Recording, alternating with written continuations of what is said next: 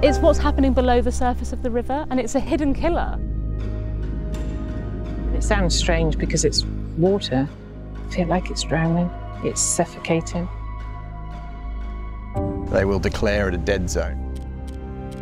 Industrial chicken farming might be the most ethically bankrupt and environmentally destructive business in Britain today. It's a horror story.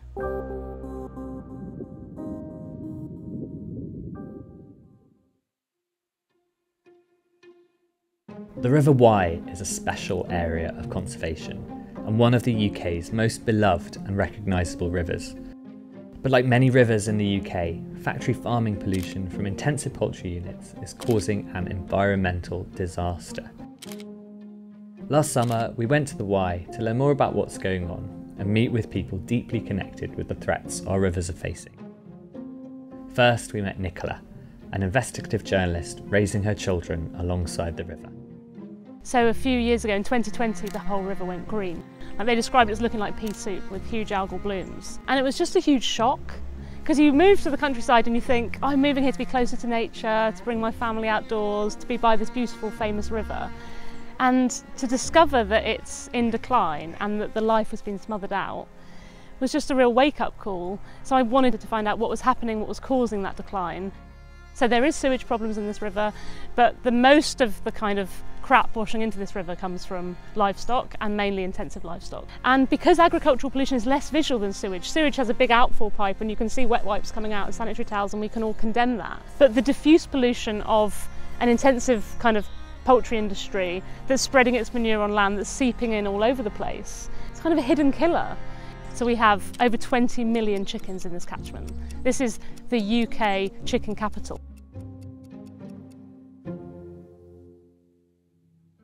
Few people actually know it, but industrial chicken farming might be the most ethically bankrupt and environmentally destructive business in Britain today. Intensive chicken production requires that we plunder overseas ecosystems. We source feed from ecologically sensitive areas, often in the tropics. There's lots of soya that we import from Brazil, and it's implicated often in deforestation and wildlife destruction.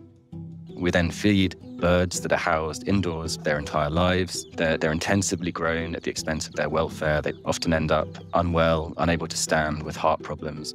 And all the pollution produced by these units ends up in our rivers. The manure from the chicken sheds is very high in a nutrient which is called phosphate. Phosphate makes algae grow. So when there's a lot of phosphate going into the river, running off from the poo that's being spread on the land, it's causing the algae to grow. The algae removes oxygen from the water, blocks out the sunlight, and impacts on the growth of other aquatic plants and the animals and fish that depend on them. If you are looking at the riverbed on any one day, what you see is the stones on the bed coated with algae, and there's no other life visible. And unless we turn the tide on this trend, and that really means farming and eating fewer chickens, we can expect what's happened in the Wye to expand into other river catchments. We're going to see other rivers suffering, other concentrations of chicken sheds causing environmental harms. If we don't act now, the river could die within the next few years. So, who's to blame for all this? Most of the feed that we import comes through a single company, Cargill, and production in the Wye is concentrated in the hands of Bavara, this one business. So the farmers aren't really the powerful actors in this situation. It's the processor who holds all the cards, along with the retailers who are buying the product. So what we want to see is these businesses to be reined in. They're the ones causing the harm, and farmers to be given a viable alternative. That means a good price for their produce, an agroecological pathway in policy, and a chance to farm in a nature-friendly way and to extract themselves from these harmful systems. Just hearing about the scale of these factory farms and the impact they have on the river is absolutely shocking. Campaign groups and citizens up and down the Wye are holding government to account and monitoring the water quality.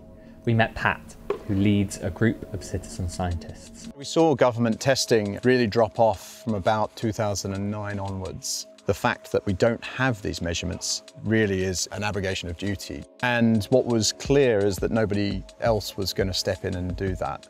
As citizen scientists, what we're here to do is to highlight that problem. And then hopefully we're here to measure the improvement. We want to be involved in helping identify the solutions to these problems. And we have farmers, we have anglers, we have concerned citizens, we have local businesses, landowners, people who have got the real connection with the river itself and with what it means to them, and it's such an important part of the landscape and ultimately the community. Lastly, we went to visit Angela, a wild swimmer and activist who has had a deep connection to the River Wye for much of her life. The most beautiful river in the world. It's the veins of the country, but it's also my veins and my heartbeat. I've been swimming this river over 40 years now. One of the really good memories is if I'm floating across the water Crowfoot and I go below it and I'll see an eel. And I've been monitoring eels for years.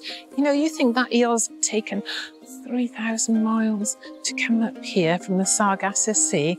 Everyone says they're slimy creatures, and I'm looking at an eel that's about 40 years old below me, and that is just absolutely phenomenal. And you're like, my God, that used to be my river. You know, sometimes my heart, it does, it absolutely, it feels like it's been torn apart because I don't recognise this. And I know it really is screaming out for help. People walk the banks, people fish it, see it from below, taste it. I taste the thickness in the water. I come out, my eyes are sore, my throat is sore. It's choking. And it sounds strange because it's water. I feel like it's drowning. It's suffocating. You know, we're on a cliff edge, and it's not just scaremongering. We're actually there.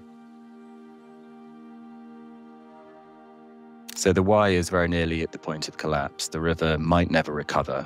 And it's a scandal because the evidence of harm has been there for years. Governments should have acted many years ago to prevent this concentration of industrial poultry in the catchment. And unless we have urgent action now, we're going to see the same problem elsewhere. It'll be another river, another catchment, the same low welfare standards, the same overseas land use, just transferred around the UK, harming both our own ecosystems and causing significant damage overseas. So we're calling on the government to urgently prioritise this issue. If we want a nature-friendly farming system in the UK, then it has to begin with action to tackle industrial poultry. Pollution from intensive poultry units is killing the River Wye. The manure from chicken farms clustered in this area has been spread on the land as fertilisers and leaches into the river, causing algal blooms and starving natural plants, fish and invertebrates of the oxygen they need to survive. Without urgent government action, intensive chicken production will continue to expand, and what's happening to the Wye could soon happen to a river near you.